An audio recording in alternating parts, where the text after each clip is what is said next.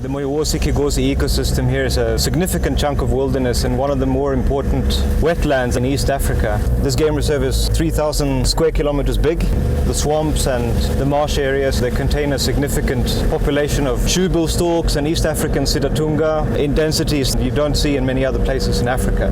With it being a wetland, obviously very important for significant fish population and amphibians, with the permanent water sources that are available throughout the year, attracts large numbers of buffalo and other big ungulates with lions and the leopards and everything that go with them. Some of the challenges that we face around the Moyowosi here, obviously poaching is a big problem, organized meat poaching, groups coming in here to poach giraffe, hippo and buffalo to sell bush meat on the black market.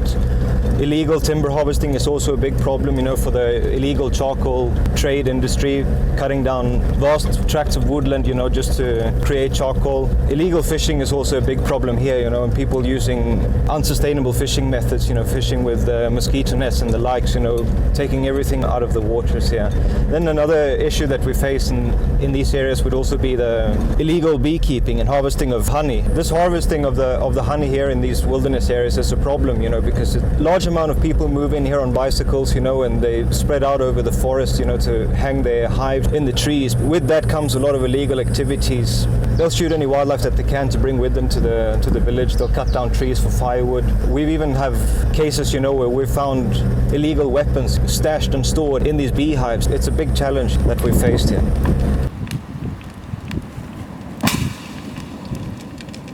The cattle encroachment around the Moyowosi ecosystem is another challenge that we face here, and while we don't want the cattle in our area to mix with the wildlife, the problem is also that the people who are herding the cattle also participate in a lot of other illegal activities. Wherever they can, they'll fish, they'll poach, they'll cut down trees and everything, so with the cattle comes a lot of other challenges too.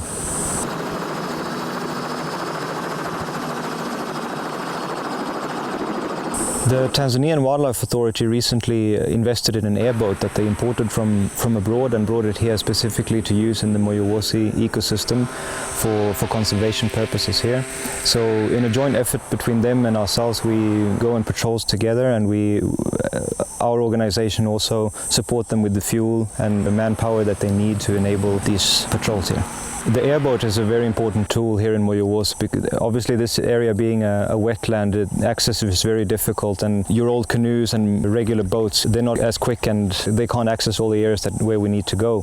So the airboat is just a fantastic tool for that, to reaching these far-flung places in the swamp and looking for illegal fishing activities and illegal grazing, cattle encroachment and such things.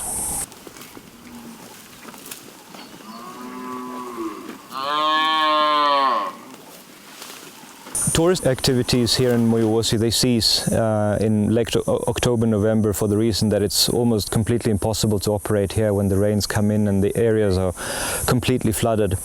And we can't move around the areas like we can in the dry season. So while tourist activities cease, the conservation efforts that we do here, they never stop.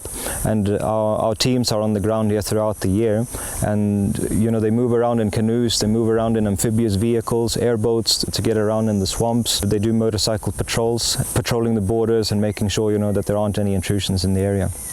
With this being an extremely remote area too, we're over 200 kilometers from the nearest place where we can resupply, and during at least 4 months of the year this area is completely inaccessible. So before that we have to make sure that we stock up on all the supplies that are necessary for the team to be able to operate here during the rainy season. They need all the fuel, they need all the food that they can get to be able to operate successfully here during these challenging times. So after the rainy season, the crews come back from town, they come back with all the tents and all the equipment that we need to get our tourist activities back on track again. We come in here with bulldozers to open up the roads. We come in with crews, to open the roads throughout the area, cut all the branches and remove all the logs that have fallen on the roads. The camp team, they move in there to put up the tents and put everything back together and get ready for when the tourists are back in the area.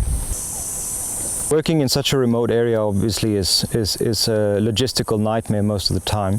So The crew that we have out here and everyone who works out there, we're jack of all trades. You know, you have to be able to do a little bit of everything here. We have mechanics on site, you know, we have electricians on site, we have plumbers here and everything, because when something goes wrong out here, we can't drive, you know, the 200 kilometers to go to the nearest shop to get whatever we need. We need to be able to do most things here on site. We need to be self-sufficient when it comes to repairing our vehicles. We need to have stock of supplies and spare parts and everything.